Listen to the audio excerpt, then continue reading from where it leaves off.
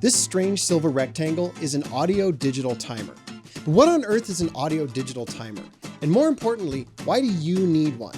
Other than, of course, to be the envy of all of your neighbors.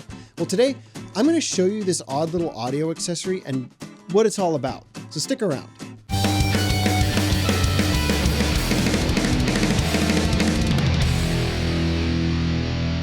This is the Magnavox FM3234SL01 audio digital timer. Catchy title. So what is it? Well, essentially it's a clock that controls some outlets. That's functionally the same as one of these, or even one of these, albeit a much more accurate version. So again, why would you need that? Well, let's take a closer look at what it does, because I think that will make the case for why these were a cool thing to have. So at its core, it's a digital clock. Every other function it has kind of stems from that. You have the time always visible in green on a vacuum fluorescent display, which isn't actually green, more on that later. You have a dimmer on the left side, which cycles the brightness between full and not full, and then an outlet switch. That controls the power to the two pairs of outlets on the back of the timer. You have off, on, and auto. Off and on are pretty obvious, but that auto setting is the meat and potatoes of this device. On the right side, you have a large rotary selector switch labeled display and 4 dual-purpose buttons which act as your user interface for programming it. On the back, the only ports are the 4 power outlets.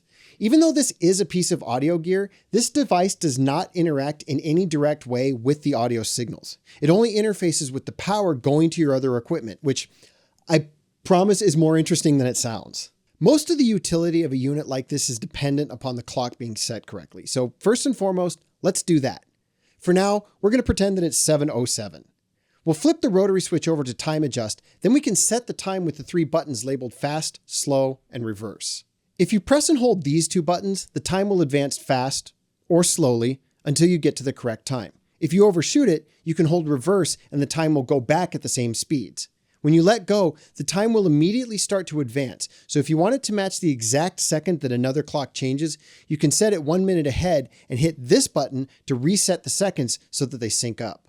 With the clock set, we can check out the main features of this thing.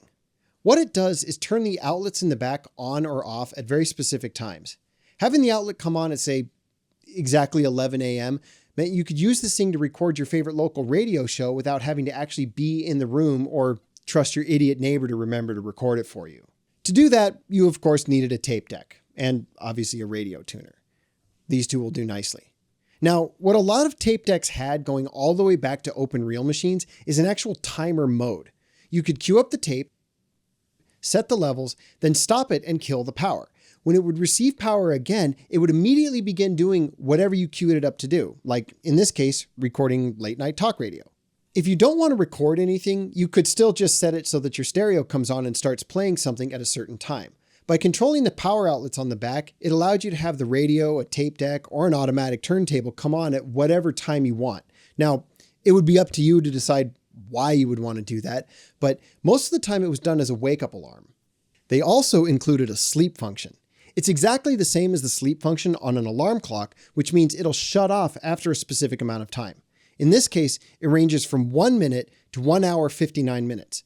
After that, it'll power your stereo down, turning the music off. Interestingly, this function automatically overrides the on and off functions, so for those to work normally, you have to have sleep set to 0. To set a time for the machine to turn on, you switch to the on set function and then set it to whenever you want it to come on, the same way that you did with the time itself. To set a turn off time, you do exactly the same thing. Once those times are programmed, you can flip back to present time and it'll hold the settings that you programmed until you unplug it. With the outlet switch set to auto, it'll turn on or off at the times you specified. This LED on top will indicate whether the outlets are energized or not. You can, of course, override this behavior by flipping the switch on or off. Also, since the machine is set to present time, this is a good time to point out that you can check the seconds by holding the second check button.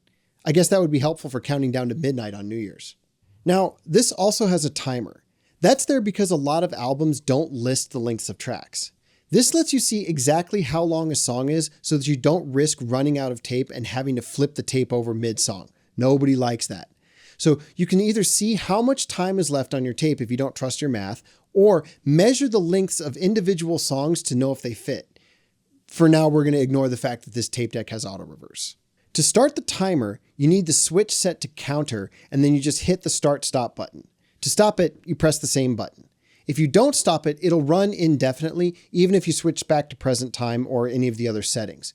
To reset, just tap the reset button and it'll revert to 0. The timer goes for a maximum of 1 hour, 59 minutes, and 59 seconds before restarting at 0. That's not that odd considering the sleep timer is also 1 hour, 59 minutes. An odd quirk, though, is it only displays 1 digit of the minute. If it's been running for more than 10, you have to press the time check button, which will display the hours and minutes. So basically, what this does is turn your home stereo into an alarm clock or allow you to start and stop recordings at predetermined times, something the industry called time shifting.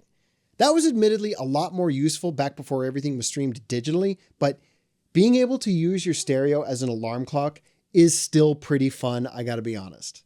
But that leads to a very important question. What happens when you set the auto on time and the auto off time to be the same? Well, let's watch. And nothing. It just stays off. Sorry, that wasn't very exciting. But I wasn't the only one who wondered that, right? But since I can't think of much else to say about what it does, what do you guys say we open it up and look at the inside, yeah? Remember, there's something about the vacuum fluorescent display that I wanted to mention. To get it apart, there are 2 screws on each side of the chassis. Those hold the main shell on. Once that's off, it reveals the transformer, the relay panel, and the wiring for the outlets. To get the faceplate off and see the electronics, you remove the 3 screws that were hidden by the shell and these 3 under here. Don't forget to pop the outlet switch off. And there it is. All the electronics for this thing are on one board. The bulk of the work is done by this single chip hiding behind the display. You can also see the bridge rectifier, the big resistor, and the capacitor for the power supply, which has been integrated right onto the single board here. And if I carefully plug it in, you'll see the display is actually the typical pale bluish green that you get on most VFDs. All they did was put a piece of amber plastic in front to get that green color. Neat. One last thing I'll say, which I kind of glossed over, if you don't want to have to use all the automatic on and off functions, all you do is switch the outlets to on and everything just stays on no matter what you programmed earlier. In fact, that will work even without the clock set. So if you want, you can have a nice blinking 12 o'clock on your stereo, just like on the microwave, or the stove, or the VCR, or the coffee machine, or the car dash, or the burglar alarm.